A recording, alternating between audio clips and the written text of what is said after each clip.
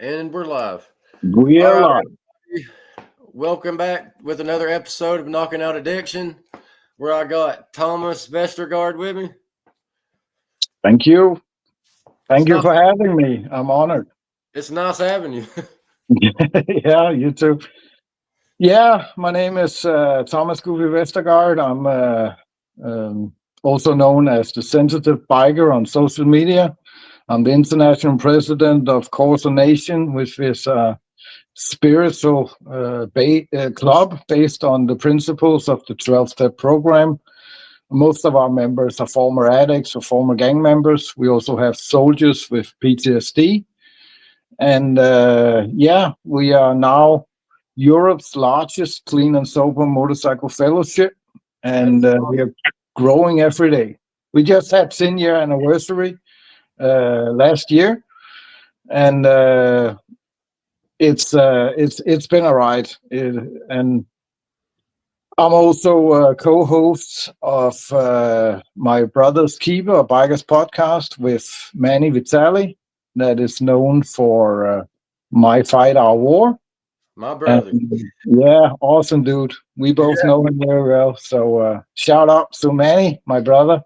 yeah. But I suggest that you probably want to know something about my past life experiences. Yes, that would be great. Yeah. I don't use glasses. This is actually blue light glasses. Yeah, But I'm just gonna take them off because I can see the reflection in my screen here. yeah. I have So to wear them. yeah, you can't see nothing without them, or Nope, everything's blurry. blind as a bat.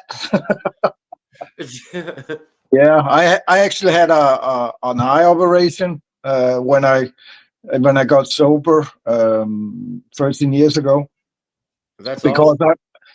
I wanted to because I was changing myself on the inside. I wanted other people to see that I also changed on the outside. Yes. And I was tired of having glasses on in the winter when you go inside and it's all blurry, you can't see anything. Yeah. So I was getting so tired of it, and all the glasses I wore they cost a fortune. So I could just as well take the operation because that would be 5 years of glasses or something in that price area. And I did it, and it only took 5 minutes. And that was with the waiting and everything. Yeah, when I was lying in the machine, I think it took about 15 seconds or something like that. And Yeah. they said, "Oh, I can see you also have a built-in error in one of your eyes. Should we fix that too?" He said. And yeah, okay, yeah, done. And now you can leave. So, and I did both eyes at once. So I was lying in bed with plastic caps on and plaster all over. Yeah. So because I took the cheap operation where they scratch off the hin on your eyes. Yeah. If you take the expensive one, they make a little incision, they open the lid and operate with laser and then close it again. And then you can actually drive a car after 30 minutes. Man. But it was like they on the operation I had, they just scraped it off. So it's like when you scrape your arm on the pavement or something, Yeah. just on the eye. So it hurt a lot. Oh, I bet. But because of my addiction, I was used to pain. Yeah. So I just it doesn't matter. So I was just lying in the bed listening to audiobooks and YouTube, having a blast with headaches and itchy eyes. When I had some pills for sleeping because I thought that at least if I'm able to sleep, it's not going to be that hard. But I lay in bed for a week. It was it was okay. I didn't think of it at that bad. Some of my drunk evenings as an addict were much worse than those 4 or 5 days. So Yeah. it didn't matter for me at all.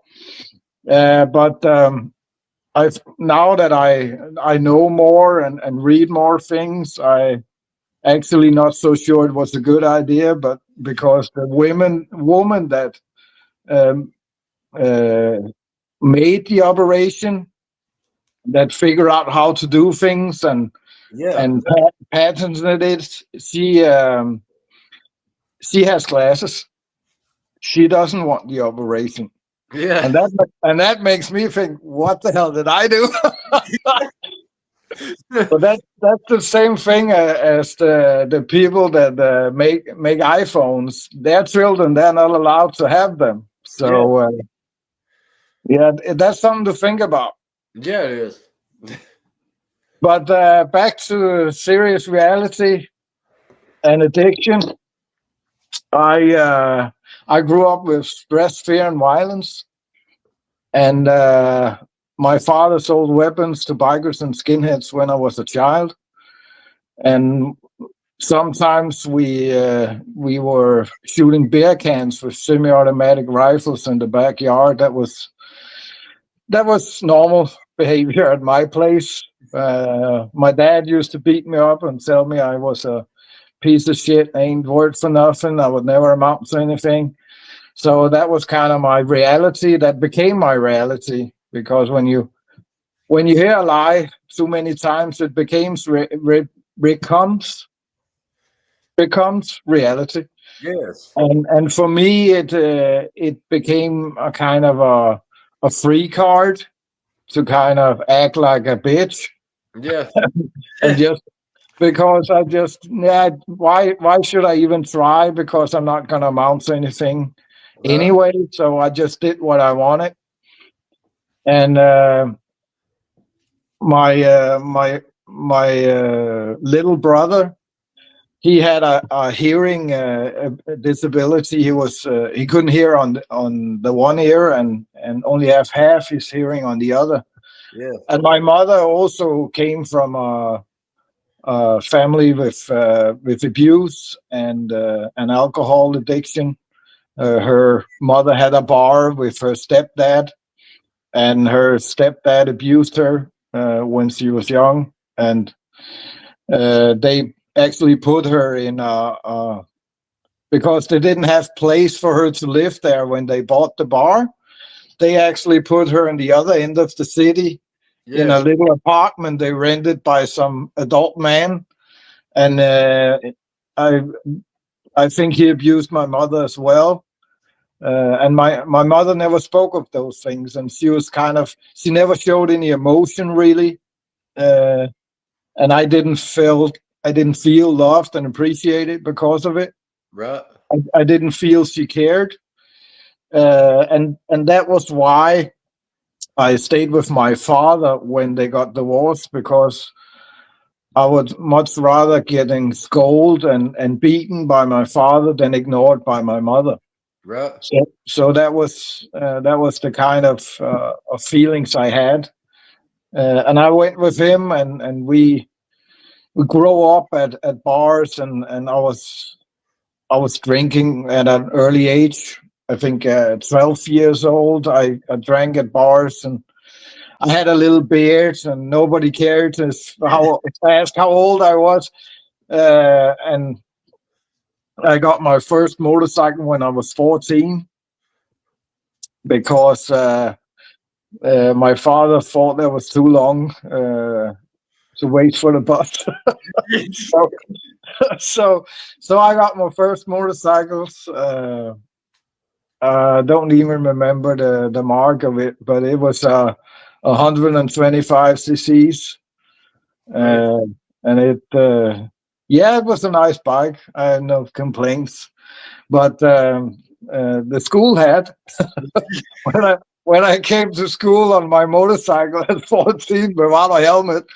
That only happened a couple of days, and then suddenly the local police officer was standing there, the local sheriff, So Oh, I got a fine, but that didn't stop me. I just didn't go to school anymore. I just when I got up in the morning, my father was he just got home and was drunk on the couch. So there was no one to tell me that, oh, you have to go to school. So I just jump on my bike and go to the local bar, and there were all my dad's friends. yeah. Uh, there was they could drink a little more than my father. So they say, hey, that's Thomas, that's Torben's boy. Do we want a beer? Yeah, I'm game. So I played pool and drank beer, and then I was drunk before noon, Oh God. and that was kind of much like most of my ninth grade went drunk at noon, riding around on a motorcycle. Um, and I hang out with some other kids, some of them with abusive homes with alcohol or drugs or just violence, and some of them were even from rich families that their parents were very wealthy, and they concentrated on their jobs and their ego. So the kids felt the same way as I did with my abusive father. They felt that they were not appreciated, they weren't loved, and they needed to find a place in the world like I did. Right. So we kind of band together on a physical and emotional level, and we became our own little group, gang, or what you call it. Yeah. We stole a couple of cars and some uh, some some beers and cigarettes from the shops. Nothing major, but at one time we stole some beers for some three. One of our members, he lived in this little city. I said members, we want a club, but our group, we lived in a little city. He lived, and then we stole some beers from a shed three houses down the street, and we make a big party with I think there were 10 cases of beer or something, and with loud music and laughing and a lot of girls. And then this guy comes up because he noticed that his beers are gone.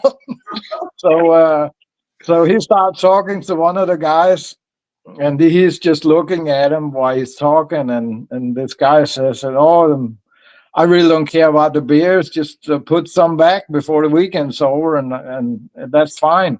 Right. And he talked about this motorcycle club, 1%er he was a member of, and then my friend that just standing there looking at him and waiting till he's finished talking. And when he's finished talking, my friend just headbutt him. Oh God. So and then a couple of other guys came and start kicking him, and the ambulance come, and it's a mess. But then a couple of days after, I don't know if he was a biker or it was just something he said, but a couple of big black Mercedes with toned windows are driving around in the area asking for my friend. So even if he wasn't a biker, he had some connections at least. Yeah. And my friend, he suddenly goes on a very fast vacation to the other end of the country at some relatives. Yeah. And at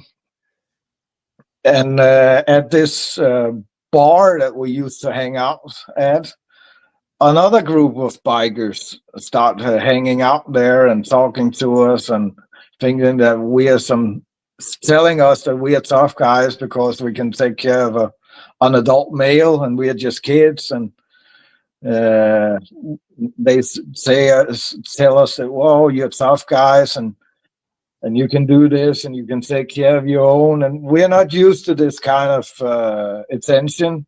Yeah. So we kind of get flattered, and they want us to hang out with them and invite us to their kind of clubhouse. It's not a club because they do a lot of drugs and they drink, and no one with a patch wants these guys because they are totally out of control. Yeah. But they do jobs for certain people and other groups for cash, of course. And after a while, they start bringing us along for their jobs, and we are usually lookouts when they sell drugs and when they steal cars or break into shops or whatever. And we also out when they collect incasso, when some drug addicts can't pay their debt. And at one of these events, I see a guy get his finger cut off, and they flush it down the toilet. Yeah. And that's pretty rough. But at this point in my life, I haven't seen worse at this point. But I'm kind of used to the lifestyle and the behavior and the attitude around everything. I've seen people fight a lot. I've seen people knife each other and shoot at each other. So I really don't. I try to. I know it's bad, but I have nowhere else to go. Right. This is the only place I feel that I get some recognition for who I am as a person, and therefore I stay. But most of the guys I'm with, they leave. It's too much for them. So the little group of guys that we started out, I'm the only one left. And these adult guys, some of them, they kind of want to protect me because I'm not so old. I'm still a kid, and I don't know the rules, so I make a lot of mistakes. Yeah. And there's some other guys in the group that gets angry because I get a free pass. So they kind of get vindictive about me being there and doesn't really like it. And after a while, a couple of guys get picked up by the police because of something they did years ago. Yeah. And the rumor starts that I had something to do with it, that I talked to the police. Right. So I get invited to the party, and figure out too late that the party is me. Yeah. So they drive me out to a barn out in the woods, and I get duct taped to a chair with a helmet on. There's also duct tape on the helmet, so I can't look out. And they beat me with bats and burn me with cigarettes for the better part of a couple of hours. Man. And at one point, I can feel my knees swallow to double size because of the hitting. Yeah. And when at some point I can feel that someone is standing on both sides of me, and they both swing all they can muster at my helmet. Man. And I do have a helmet on, but I can, every time they hit, I can feel this kind of energy from the hits going down my spine. Yeah. And it hurts like hell. So at a point I get so dizzy that I throw up inside the helmet. Man. And because the helmet is a little small, it can't get out. And the guys pissed in the helmet before they put it on me. So it also smells pretty bad. Man. So I pass out. And at this point, I think I'm dead. I think it's over. But I wake up again, lying on the floor. I'm not tied anymore, so I can get the helmet off. And it feels like I'm lying in an oil pot or something. It's very slippery and sticky. but there's no lights in the barn anymore. But I can see a little light coming in from under the door, this old door at the side of the barn. So I crawl over there, and I turn on the light switch, and I can see that the slippery thing I was lying in was my own blood. Man. And I can see the path from where I was laying over to the door, just red path with my blood. Man. And I get up, I open the door and kind of drag myself out. It's hard to walk because of the knees. Yeah. And I used to run, but and I did that until about, I think, 5 or 6 years ago. Then the pain got too much, so now I can't run anymore. Yeah. So, but I can still power walk, and I do that mostly for an hour every day to kind of because I do a lot of podcasts and lectures and stuff like that when you're sitting down, and also on a motorcycle you're sitting down. Yeah. So kind of move, get some motion into my body. I walk 6 kilometers on a treadmill every day to be able to move. Yeah. And but anyway, I stumble out on this dirt road, and in the meantime, some these guys that beat me up, they are sitting at a bar, bragging about how they ended my life. So there's a couple of other guys at this bar that knows me, and they get some information out of them and figure out where this was supposed to have happened. And at some point, I'm walking. I'm not totally there, so I can't remember anything exactly. But I see this car coming. I see the headlights. And I don't know if it's them or if that's coming back to end it, or if it's somebody else. So I'm just standing there waiting, and I hear a door slam, and one of the guys, he gets out and he yells my name, and then I know it's not them because I recognize the voice. Yeah. And I literally just pass out at that point. Yeah. But yeah, but they hide me in an apartment, and why I'm recuperating, because where I grew up, there's no hospital unless something falls off you. You're not going to the hospital. Yeah. So I'm just lying there recuperating, and they're finding out what happened, and they figure out that there is someone that talked to the police, and the guy that did it is actually one of the guys that beat me up.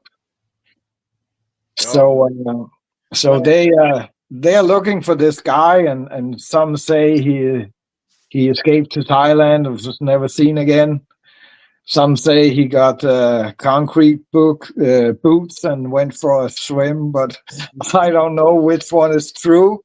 Yeah. Or any of them. Right. But that was what I was told.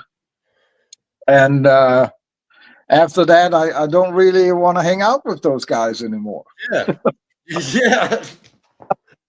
So I started getting in contact with the guys that I was hanging out with to begin with. And in the meantime, some of them had became skinheads and racists, and they were actually like a hooligan group, so to speak, because they were getting into fights with immigrants, and many a times I was with some of the times that they kind of organized fights with immigrants. Then 50 of our guys would meet with 50 of their guys, and at a football field in the middle of the night with clubs, knives, and chains, and then kick the shit out of each other.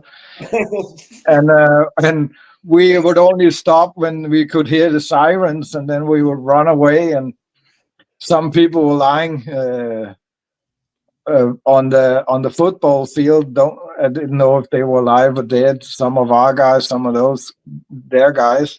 Right. But yeah, that was. I became addicted to violence. It gave me a kick, like you see the scenes in Braveheart, if you ever seen that movie, where they're just standing in front of each other, yelling, and just here we go. And I got addicted to that. That was the best feeling ever. I thought. That's when I started kickboxing and stuff. But I never got to any kickboxing or anything to get rid of that anger.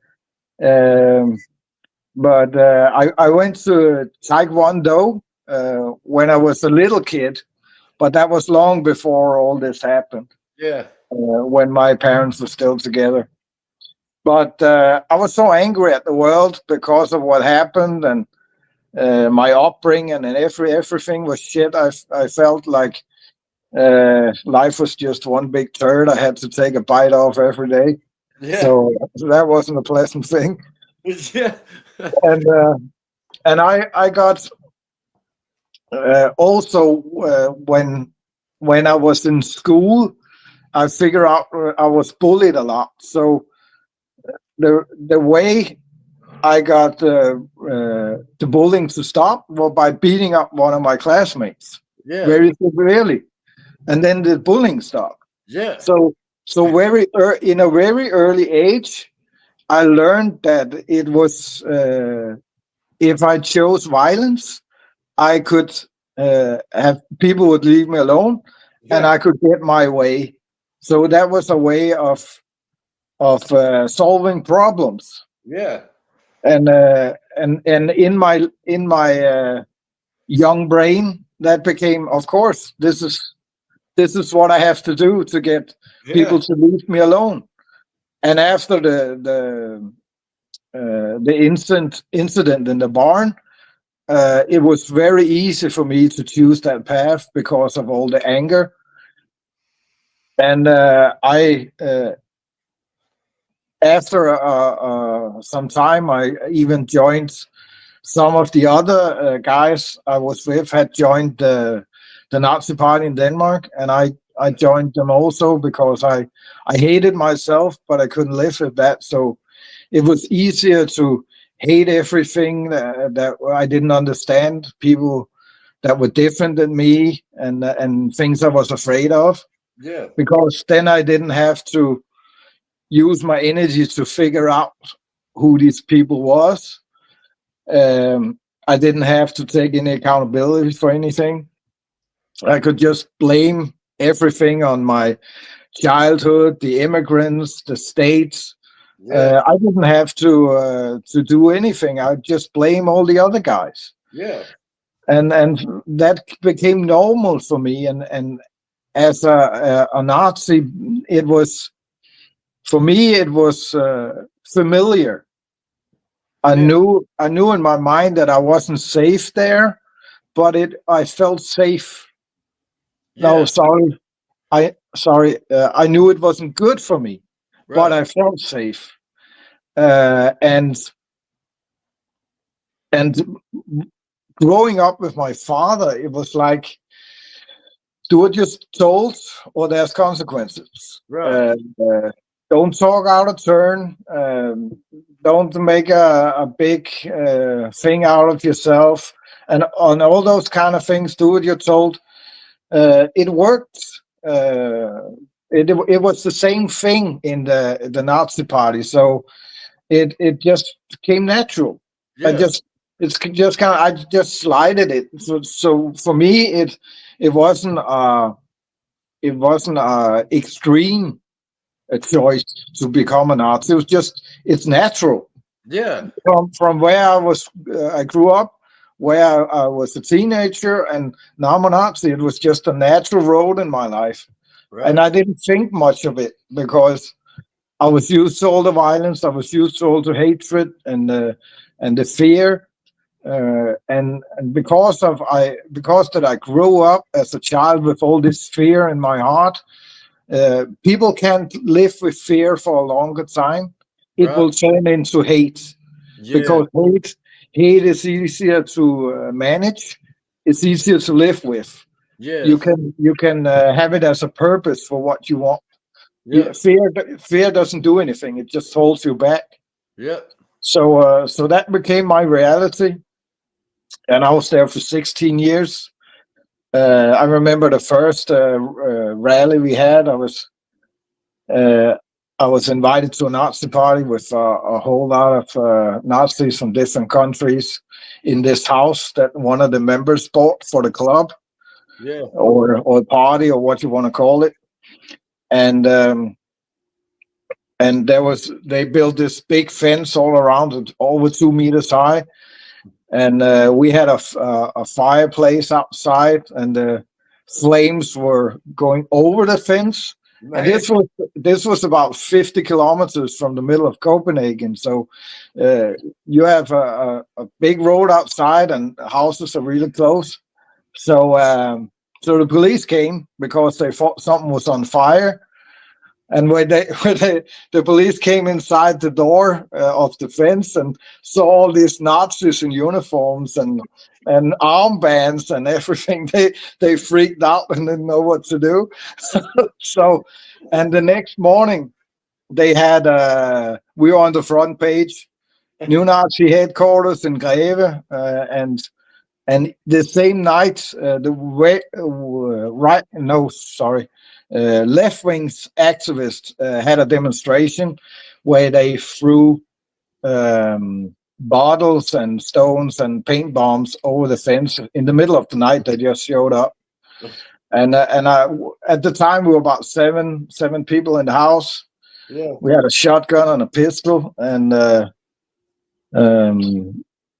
me and another guy, we went outside with a big shield that we made out of plywood, for demonstration wise, but it was good for defense. So I had I think I had the bread knife, and he had a baseball bat, and then we were lying on the side of the house with the bat up, with the shield up like this, and it was just raining over the fence with stones and bottles, and we just looked at each other and we just laughed. just feeling the adrenaline rush. But I today I'm really happy that no one jumped over the fence. But if they had, I'm not sure they would have left again. Right. Because we were willing to do anything to defend ourselves. Yeah. But yeah, that was pretty much it. I was sold, National Socialists all the way, and I really, this was the first time in my life that I felt that I got recognition for something. Yeah. So I wanted more of that recognition from the leader of the Nazi party. So I shouted the loudest, I ran the fastest, and every time there was a fight, I was the first one to throw a punch. I wanted to show. Actually, I wanted to show that I wasn't scared. Yeah. But I was scared all the fucking time. But you couldn't show it. No, I didn't want to show it because I didn't want to seem weak. Because I know the environment I grew up, I know what happens to weak people. They get beat up. Yeah. And nobody's going to leave you alone ever if you're weak. You're always going to be a mark. And I didn't want to be a mark. Yeah. So I had to do whatever it takes, man, to make sure that they didn't think I was weak. Right. And then that was also one of the, I think that attributed very much to my PTSD. I have complex PTSD. Of course, many of the episodes, the violence and the torture, it of course it attributed much to the PTSD, but I also think that running around feeling like I have to pretend all the time and being afraid, feeling like a fraud. Yes. I think that also attributed a lot to my complex PTSD, Yes. and that's why I have this tattoo today. I don't know if you can see it, but it says it's better to die for something than live for nothing. That's right. Because I've been living a lie most of my life, and Yeah. it just fucked everything up. And even in the Gospel of Thomas, Jesus said, if you don't accept what's in you will break you. Yes. And I didn't want to accept what was inside. I was trying to hide it, and it did almost kill me many times. And I have to live with the consequences today of my actions. Right. And that's sometimes I panic over nothing, and my girlfriend has to talk me down. Yeah. And sometimes I don't even understand myself why I panic.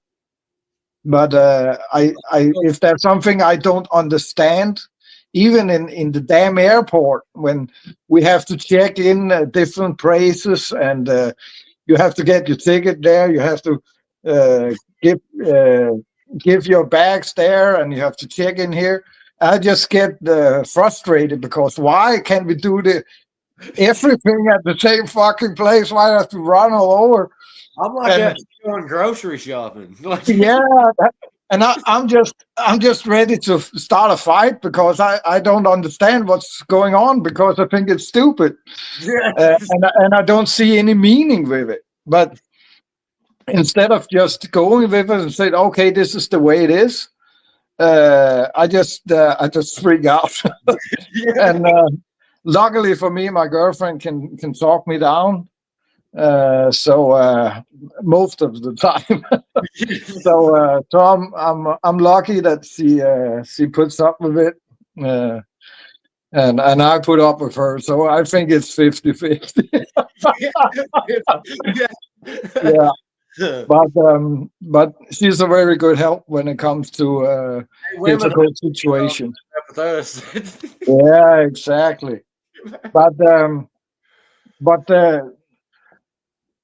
the life as a Nazi was I was very good at being a Nazi. I was very good at doing what I was told, and I became the leader of the newspaper, or the head of the newspaper, even though I was word blind, because of my way of seeing things and doing things.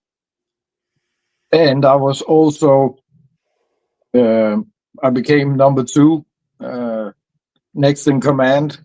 Yes. Real early, there was an internal beef between the leader and the second in command, and a couple of the guys that were living in the house, because Johnny, the Nazi leader at the time, he got a new girlfriend, and some of the members thought that he changed a bit, and she acted like she was Mr. President. So, and they didn't like that. Right. So 2 other guys, they left the house, and I got promoted because of my loyalty to the leader. Yeah. And they, because of it, they called me the Shadow, because I was always standing by the president, or whatever you want to call him. Right. To show my loyalty. Yeah. And So the shadow, they called me that as an insult, but I took it as a good thing. Yeah, you just ran with it. Yeah, I just ran with it. And later because I was so good at holding speeches, they called me Little Goebbels, because I could get people up. I knew when to talk loud and talk slow, when to raise my voice, so I could really get them up in the chairs when Yeah. I was speaking at the rallies and other events. But I remember one time there was this big event. We were over 200 National Socialists present, also from other countries. And after my speech, they just go bananas. They shout my name, cheering me on, standing on the tables, clapping, howling, whatever. And what Nazis do when Nazis are together. Yes. And and then at this point, I actually I feel alone. I get this crushing feeling inside of loneliness, and I don't understand why. And I didn't figure it out back then. Today I know that it's because deep down inside I knew that they wasn't they weren't clapping of me, because it was a facade. I showed them. I just told them what they wanted to hear. Yeah. So I had a place to fit in, a place to feel safe, and that was what it was all about. It was one big charade. Right. And but it was my whole personality. It was, I needed something, a purpose in life to keep me going. Yeah. And it was National Socialism that kept me going, that kept me alive, that kept me from not unaliving myself, Right. and actually gave me the power to get off it, out of bed every day. Yeah. And luckily for me, and thank God for my higher power, a lot of things happened in the last year I was a member that kind of pushed me out of the whole environment, Yeah. and gave me a new purpose. But what happened was that at an event, a rally, Nazi rally, the police kicked the shit out of a leader, and they actually broke one of his kneecaps. Man. And because of that, he had to be on pain medicine, and it affected his mood very much. Yeah. The last 6 months, he was very angry, very negative. He didn't see any points anymore. At one point, he started to talking about wanting to stop as the leader, the head figure of the movement. So that kind of got me scared, Yeah. because it was like getting in a cold plunge. Suddenly, reality catch up with me, and because is this the life you really want? Yeah. Is this the man I've seen this guy since I started, and for 16 years I just see him fall apart more and more. Right. And I started to question myself and think, is this really what you want? Is this who you are? Yeah. And do you want to end up like this guy, with filled with hate and disgust? And I started to distinguish myself from the party, and people notice. They noticed right away, actually, and I started being at home much, building a small barn and a chicken coop. I built a new kitchen. Yeah. I took a beekeeper course, and I took my hunting license. All of these things I did to try to convince myself that I'm not Thomas the Nazi anymore. I can do other things. I don't have to be this guy if I don't want to. Yeah. But it was a hard sell, and because of it, when the guy, he went off as a, he actually did a number on us because we were getting out to local elections, and he called everybody in from the whole country to a meeting of making logistics for the upcoming elections, and when we were already there, he came in the door with his bags in his hand and his jacket on, and his girlfriend's with her bags. He said, "I'm quitting, so you're not here because of the elections. You're here to find a new replacement for me, and I'm leaving, and then you can talk among yourselves and figure out what to do." And because of this, I had a lot of supporters and followers in the other end of the country, Jutland. Yeah. And because they thought this was a meeting about logistics, they thought they could just show up later. They didn't have to be there just because of that. So they could just show up later and help with pamphlets or rallies or whatever. So they stayed at home. So they were kind of disappointed as well and flabbergasted because of it. Yeah. And this other guy, a paranoid person that nobody wants to really talk to, he was nominated. And I was nominated, but people didn't trust me because of the recent events, and I was more distant. And at this point, I also had my my pension because of PTSD, and they saw that as a psychological ailment. Yeah. And they didn't want a sick leader, a mentally sick leader in a Nazi party. That don't work. So I was voted out, but the guy that got to be the leader, he promised me that I could continue in being a next in command. Right. But he fucked me on that one. So when he put it out to the press, he only introduced me as head of the newspaper. Uh-huh. And that kind of triggered me a little bit. Right.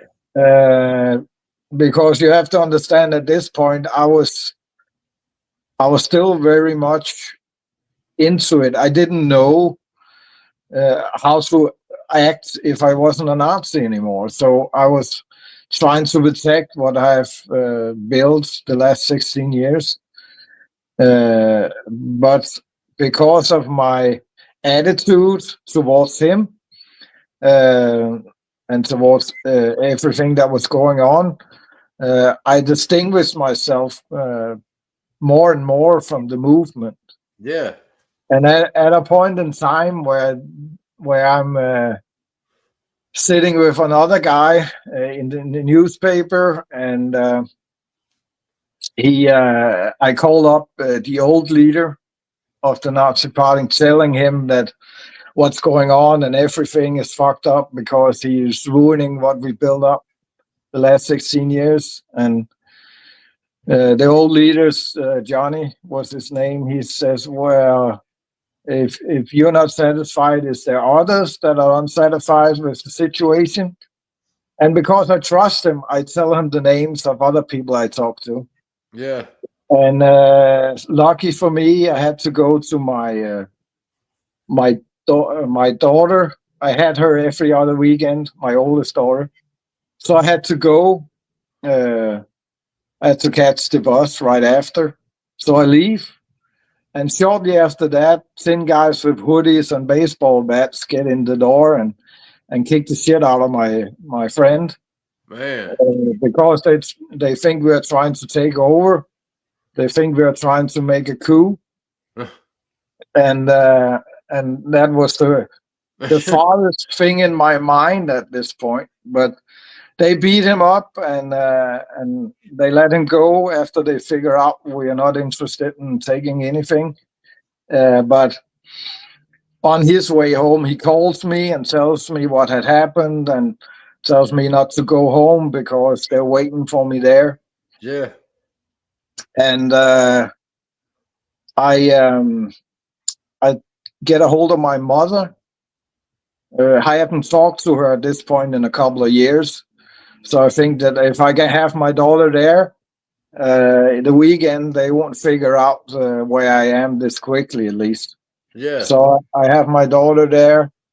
The weekend I deliver her home, and I meet up with my father. He hands me a gun and a bulletproof vest, and I contact some other friends from back in the day before I was a Nazi, and I hide out in different places. I know they have connections with the police, so I have my phone on me, but it's always turned on. Yeah. Off. Sorry, it's always turned off. And if I have to make a call, I make it short, and I only go out at night. But at this kind of like the same time when I'm leaving the Danish Nazi Party, a German guy who started up a movement in Germany. He wants out, and 2 weeks later, they find him in a ditch outside of Berlin, beaten to death by his so-called brothers, and that kind of makes me even more paranoid. Yeah. So I started taking showers with a loaded gun in the sink, because I think that at any moment somebody's going to break in the door and unalive me in some way. Yeah. So after a few months or maybe a little more of being totally fucked up and paranoid, I make a call to the new leader of the party, and after he yells at me for 10 minutes or so on the telephone, I tell him that I'm not interested in being a part of anything anymore. I just want out. I'm done. And because it looks real bad for him that next in command he leaves 3 months after he becomes the leader, then he makes a deal with me that I'm not supposed to go out and tell anyone that I am out before after a year has gone by. Yeah. So his ego kind of saves my ass.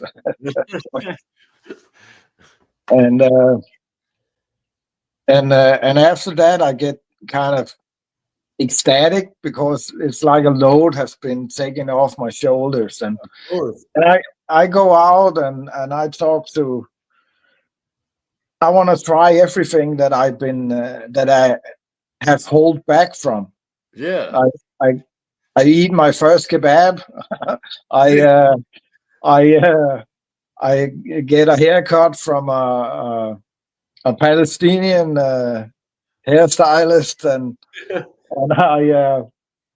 I get I go to a gay bar to talk to gays to find out why I was afraid of them, and I actually figure out that when you are brave enough to ask questions and figure out what's real, then there's nothing to be afraid of. Yeah. So that's what I learned about a lot of things that I was afraid of. After I left, I got curious, and I started asking questions, and that changed my life. Yeah. And but at one point, I kind of start getting I get depressed because Now I'm not Thomas the Nazi anymore. Who am I? Right. What is my purpose? I don't have a purpose anymore. I don't have an ideology to fight for, or my meaning with life is just gone from one day to the next. And I realized it, and I actually tried to unalive myself again, but it didn't work. The first time I tried it was a sawed-off shotgun, with an old one with two triggers, Yeah. but I only had one bullet, so I put it in and put it under my chin, and it clicked because I pressed the wrong trigger. And after it clicked, I thought, now there's no reason to try the other one. No. like a Russian roulette with a shotgun. Yeah. So, and then afterwards, I took a hunting license. So next time I know which trigger to pull. So that was kind of fucked up. But anyway, after that, I went to my neighbor's house, and he was a former addict, and we've been talking over the hedge a couple of times, and I helped him a little bit in the garden with cutting down some trees. Yeah. And he talked about being sober, and he worked at a treatment center. He was working there, and some of the things he said, even that I thought he was fucked up, some of the things he said resonated with me. Yeah. So I one day, I think in the middle of the night, I saw there was light over there, and I went and knocked on the door, and I was crying. I was totally, I didn't know what to do. So I asked him for help, and he called up a friend that was also an addict, and he brought me to a 12-step meeting. It's in something called ACA, Adoption of Children of Alcoholics. Yeah. I don't know if you know them. No. No, but it's like AA, just for the children that grew up in that environment. That is awesome. It is, and for me, that another guy I never met took me to this meeting, took 3 hours out of his life to bring me there, without wanting anything in return, just on his nice name. Then I was not used to that. I was used to, if I do something for you, you have to do something for me.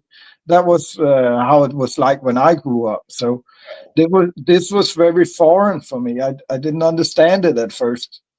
I thought it was awesome, but I didn't understand it. Yeah. And when I went to the meetings, they had in ACA, they had, when you start up, there's a round where you have to say how you feel. How do you feel today? Yeah. And I didn't know what to say, because nobody ever asked me that question. I didn't know what I felt. Yeah. And it actually took me a couple of years before actually being able to put words on my feelings, just by listening to other people talk about their feelings. Yeah. And figuring out, when he says things like that, that means that he's angry, and that brings out other emotions. And when she says things like this about her father, it means she's disappointed and sad.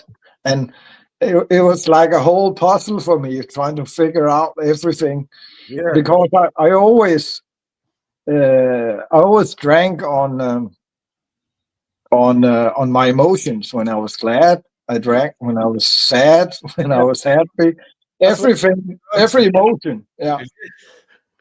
I wasn't when I grew up in a place where I wasn't allowed to show emotions in any way. So showing emotions were also hard for me, or not showing emotions, but showing them in the right content.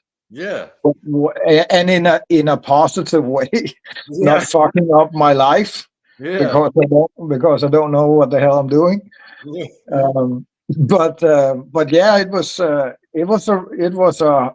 tough ride the first couple of years, but it also made me a new addiction, Yeah. because when I was at the meetings and I was learning things, and suddenly I did something stressful came up, or in a conversation, and I handle it in another way that I used to, in a positive way, Yeah.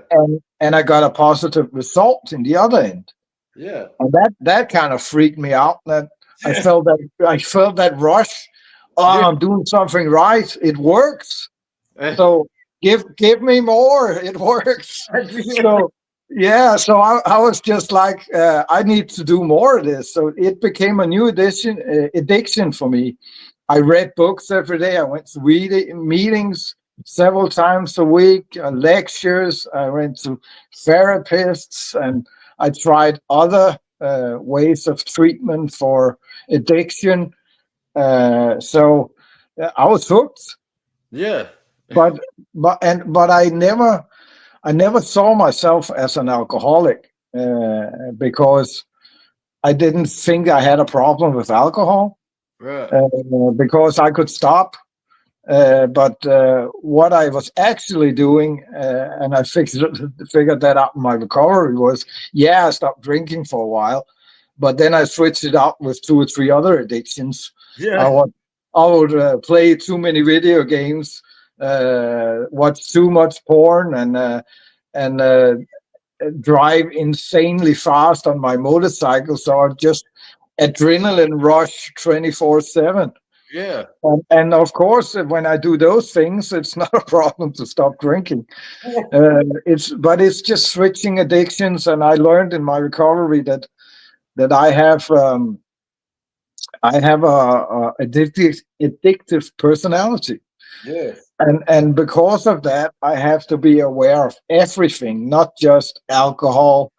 I have to be aware of of everything that can give me dopamine, or in any way Yeah. change my mood in a positive way. Even when I was an addict and I was watching a movie in television, I was in the movie. Yeah. My girlfriend could walk naked in front of the screen. I wouldn't see her. I was just totally connected to the screen. Right. The house could have burned down. I would just see the damn movie, and it was kind of scary, because when I'm sleeping, uh, I can, if there's a mouse on the roof, I wake up instantly and I'm Yeah. ready to fight. Or there's a deer out walking in the grass in the middle of the night, I'm awake, ready to fight. Yeah. But when I'm watching a movie, it's like I'm high on meth or something. I'm just gone. So it's very it's many things I have to be aware of. I even got addicted to sugar at one point. I drank 5 liters of Coca-Cola a day. I was shaking like an alcoholic Yeah. because of the sugar. Yeah. And I even worked out a lot. Working out is good for you, but the way I did it wasn't so much, Yeah. It because can be healthy if you overdo it. no, nothing is healthy if you overdo it. It's okay to drink a cup of coffee or 2 a day, but if you drink 6 or 7 cans, it's not good anymore. So, uh, but when I was working out, we had there was a little gym, and they had this leg press, Yeah. and there was only weights for 350 kilos. Yeah. And when we got to that point and there were no more weights to put on, then we just we had two of our friends sit on each and push them up. No, And when that didn't work anymore, then we used one leg at the time. So and 350 kilos with one leg. yeah, My entrails were just screaming to get out of my body. So I was operated for hernia in both sides. It was just totally fucked up. Really, really addictive behavior. yeah, And I even, when you're lying flat with your head here and your back straight, and then you have your upper torso down and up to strengthen your back. yeah. I had that with 2 plates of 20 kilos on my neck. Oh, So now I had a back injury as well. It's so fucking stupid, and it's I don't know why I can't stop myself, but yeah, I can now, but back then I couldn't stop. I didn't have that stop button. yeah, It didn't work anyway. It wasn't connected right. yeah. So that's fucked up, That's really. why I'm glad I got good coaches at the gym. Yeah, They let me know, hey, you don't need to be going that. yeah. But it doesn't either. It doesn't matter if you have good coaches if you don't listen to them. Yeah. But yeah, that's pretty much how I got out of it, and then I started riding with Clean and Sober Motorcycle Club, That's awesome. but they weren't clean and sober. They didn't drink and take drugs, but they were still acting like it, and Yeah. it was like I don't have the strength or the psychology component needed to be a 1%er, but now I'm clean and now I can just act like I am. Yeah. So you had all these ex-addicts running around thinking they're 1%ers, stealing,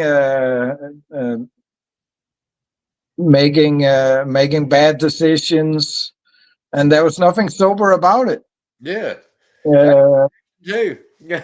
yeah, we even had some members who relapsed, and instead of helping them, our president, he threw them out of the chapter so he could go to America and tell the international president that we don't have any relapses in our chapter. Yeah. And that was fucked up, and I couldn't stand that. That was not what I signed up for, and too late. I was sitting as a vice president in a chapter with 17 members, and I was the only one going to meetings. Yeah.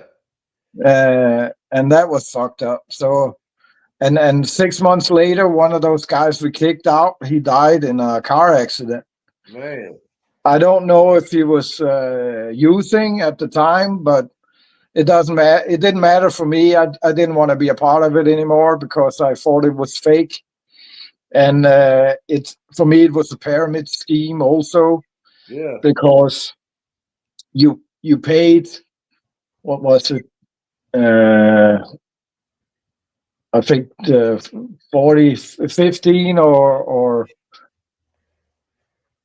you 30 or $40, I don't remember, through the chapter, but half of that went to the head chapter in America, to the international president. Man. And so they didn't want to throw anyone out, and every time there were a problem in the club, they just divide the chapter in two to keep all the members, so they could have the cash keep going in. So it just, you had in one country you could have two chapters that divided because they hated each other, and then the problem didn't get solved. So the one of the chapters had to divide again, and then you have a country of we have 4 or 6 chapters in this country. Yeah, that's because everybody hates each other, so you can't be in the same chapter. So I thought it was a joke, and I left. And I think a year later, I started up my own KOSA Nation. KOSA stands for Knights of St. Anthony. St. Anthony is patron saint of lost souls, and it just grew. At the start, I made it because I wanted a place where I wanted a family, a place where I fit in. So I actually made the club because of my what's it called? Oh, my brain doesn't work today. Because of I wanted my needs met. That's the reason why I did it. But because I did it as an addict, because I made the bylaws like we were already the world's largest club, then it was easier for other people to join because everything was written down. Yeah. So even how to make chapters in other countries. And I don't really know why I made that, because I just thought that I'm just going to be riding here with 4 of my friends. Yeah. And we're just going to have a good time, and that's it. But luckily for us, a whole lot of people in the world needed that same kind of fellowship. Yeah. And we started as a club, and we even started as a 3-piece patch MC. Yeah. But because of politics, we changed over the years to now a 1-piece patch, and we're not an MC anymore. We are a motorcycle fellowship. So it's and in the start we also had women with us, but that wasn't allowed when we started up chapters in Norway and Sweden. So we had to do it another way. So we made 2 separate clubs back then. That's awesome. Knights of St. Anthony and Maidens of St. Anthony. That is awesome. Yeah. And then we kind of put it under the same banner, so it's KOSA Nation, but it's a correlation between those 2 clubs, and we are trying to get something up and started now called KOSA Crew, which is kind of a youth thing where young children or boys can come and screw on their scooters or get a soda and talk about problems if they're getting bullied at school or otherwise. That's so great. Kind of being a role model for some of those kids who maybe don't have a father or come from abusive families with violence and drugs and whatnot. Yeah. So yeah, that's great. Thank you, brother. So that's pretty much my story. I could go on for hours, but that's the short version. Well, thank you for sharing that. Yeah, of course we can do a whole lot of episodes just about the club. You answered it. Yeah. But just talking about the club and all the shit we've been through, that can be a whole episode as well. But yeah, I try to do my best. For me, like we talked about before the show, using my past life, bad experience to impact other people in a positive way. That's what keeps me waking up in the morning. Yeah, same here. And I'm just grateful to be able to share my story and to help other people. And because of that, I am such a huge part of the recovery environment in Europe now and also in America. There's a lot of people from the right-wing community that wants to get out. or wants help to know what to do and where they can get help with different things, they contact me, because there's not many people that has left that kind of community or groups that goes out publicly and talk about it. And I understand why, because I still get death threats. But I love recovering out loud. yeah, but I wrote 3 books at this point, so if anything should happen to me, those books would sell out like candy. So, I don't think that anybody in that in my old fellowship would think that's a good idea for anyone of them. Right. So, and if they wanted to do me any harm, they would have done it a long time ago. Right. Yeah. It's just words. Yeah. Do you have any questions, or? No, you pretty much answered every single one of them. Yeah, that's good. Yeah, I usually know what people ask about. So, yeah. Well, thanks for coming on. Of course, always. And thanks for having me. I appreciate it. No problem. All right, I'm on. Yeah, talk to you soon. Bye. Let's see.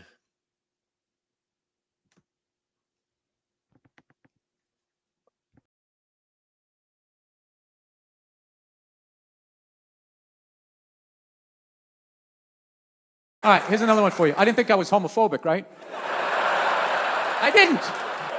No, because I don't have a problem with it, them getting married or any of that shit. And I thought it was totally natural. And when people would be like, oh, no, it's a choice. They're choosing to be gay. I love when somebody said that. That would mean being straight is a choice. That would mean that you, at some point, hypothetically, had a dick and a pussy on the table and had a choice to make, right? You were sitting there, all right, which way am I going to go? Well, let's see. This one hurts more, but I get to keep my house.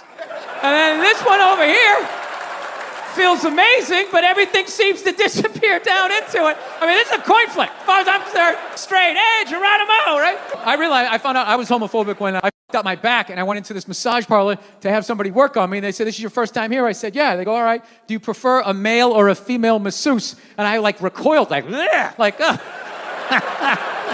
I want a woman. What the f*** are you asking me? I know it's some man. I didn't even picture a man. I just saw a male arm from here down to here with black hair with grease on it just coming up my back, going, okay, just breathe.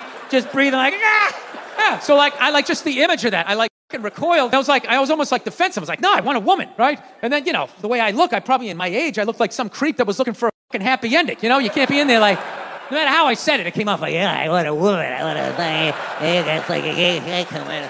Yeah, thinking I'm looking for a happy ending, which I wasn't. But, I will say I do have issue with them calling it a full-body massage. It's not a full-body massage. It's everything but.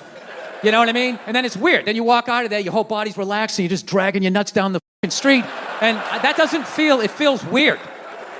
And I know what you guys are thinking. You probably think, oh, Bill, why don't you just rub one out before you go to the masseuse? It's like, because I won't make the appointment, all right? I'm going to fall asleep upright in the chair, and then my neck's going to be f***ed up, and my back. Now I got 2 problems. It would be great if they legalized it, though. You know what I mean? It'd be fantastic. You got to have the real masseuse at the beginning, right? Because first don't give a good back rub,